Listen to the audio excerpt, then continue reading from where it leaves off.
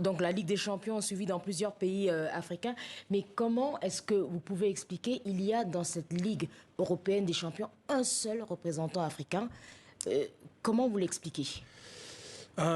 Disons qu'il y a, enfin, l'élite mondiale se concentre dans peu de pays maintenant, et puis effectivement, on va avoir de moins en moins de joueurs qui viennent d'Afrique dans l'élite mondiale parce que ils partent de très loin.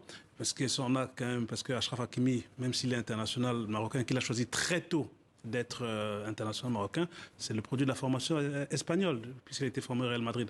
Donc effectivement, la compétition devient de plus en plus resserrée, l'élite devient de plus en plus resserrée. Il faut que le football africain se mette au niveau pour retrouver ses lettres de noblesse du début des années 2000. Non, on ne peut compter que sur nos binationaux et moins sur la formation? Pour l'instant, parce que notre formation, malgré tout, forme des joueurs qui viennent jouer dans les deuxièmes parties de championnat. Par exemple, on a beaucoup le FC Metz qui bénéficie, par exemple, de partenariats. Avec Génération Foot. On a des championnats entre la 15e et la 25e place européenne qui en bénéficient.